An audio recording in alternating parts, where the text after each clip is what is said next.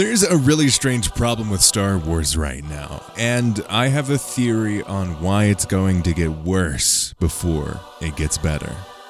Welcome to Star Wars Uplink.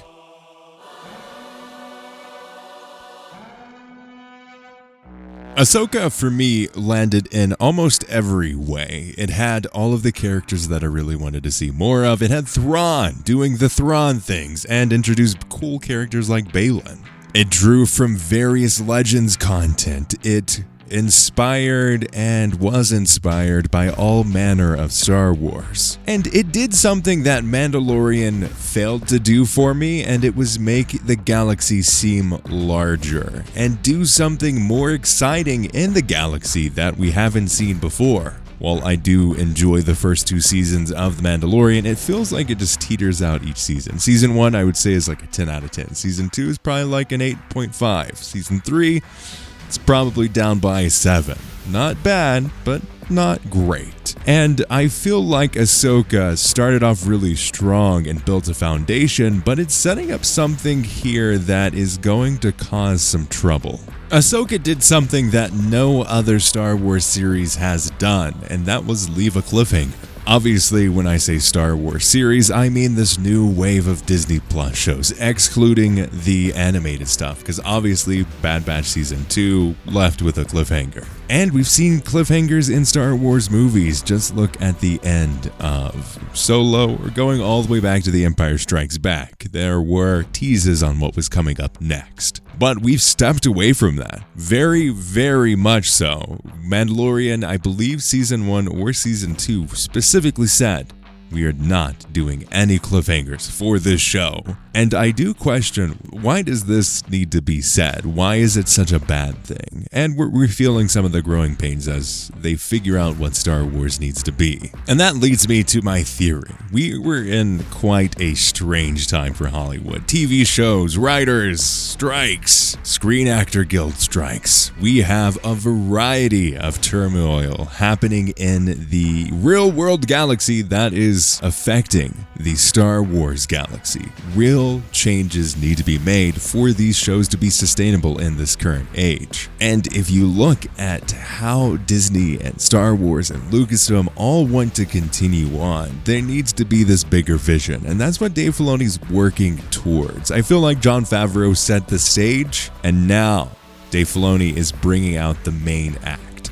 It's bringing out the big, core, juicy, meaty part of the show. This is the main course here, but I don't think it's going to go smoothly as you might expect, or Dave Filoni possibly thinks. We have had a variety of levels of consistency and quality in all of the Star Wars shows, except I would say Andor. Andor, you're beautiful, you're perfect. I enjoyed every single second, but clearly it wasn't a show for Star Wars fans, or it wasn't the show for the point at the screen and look at what character they brought back from a toy set Star Wars fan. It was very much, let's tell a good story is set in the Star Wars universe, and I feel like Ahsoka is the beginning of a good story set in the Star Wars universe, but has all of the different pieces that you would expect in a Star Wars thing. But we're already seeing the tears in this fabric. We're seeing things set up that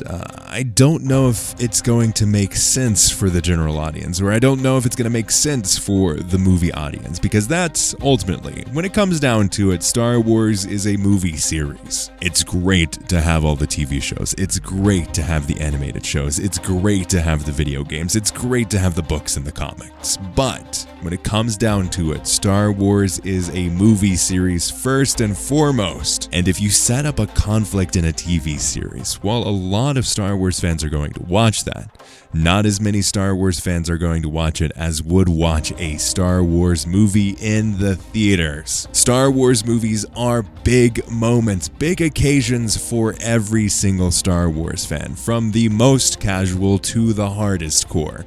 It catches the widest audience, wider than any TV series can go. And if we want Star Wars to succeed and continue on for years to come, it needs to be in the movie theater and it needs to be successful. But to be successful, it needs to tell a good story, a complete story, one that sets up the conflict from the beginning and closes it out, or sets it up to be closed in a future sequel. But we need to know what those sequels are. And we need to know that we can trust the story that they're going to tell is going to respect us as a viewer and as a Star Wars fan. But what's this all about getting worse before it gets better? I do think that this is what's going to happen. As they figure out what story they're going to tell and how they're going to tell that story and how they're going to accomplish that story in the given medium, we're going to see changes in the Star Wars shows that we're getting. We're already going to see fewer of them, and I think we're going to see different eras explored in the TV shows versus the movies. I think we're going to see the bigger conflicts take part on the big screen. The theaters are going to have what we would consider the big moments in Star Wars, and we're going to see more of the filler stuff in the TV shows. We're going to see something that is really unique, like Acolyte, like Skeleton Crew. Take these smaller moments, these gaps in between the movies, and filling out their own timelines. We're going to see the Mandoverse, and that's where it's going to get complicated. The Mandoverse is going to be this crossover series. It is ultimately going to culminate in whatever Dave Filoni's movie is going to be, or whatever Dave Filoni's final movie is going to be. The final movie in the Mandoverse is going to tie these threads together and to an end and lead up to the sequel trilogy. Something that we've never seen before. Something that they're setting up now in the TV series and will take place on the big screen. And this is where I think it's going to get a little rough. As they figure out what's going to be on screen in the theater and what's going to be on screen in your home, this is where it's going to get complicated. What makes a Star Wars story worth telling on the screen versus telling on the big screen? What makes sense for a Disney Plus TV series versus a theater showing? And I think it is very complicated, and I don't think they're going to get it right all of the time. If they think that someone is going to go to the theaters, but before they go to the theaters, they're going to watch 5 TV shows, and each TV show maybe has 3 to 4 seasons. That's just not going to happen for the regular fan. And who's this Thrawn guy? Why should I care?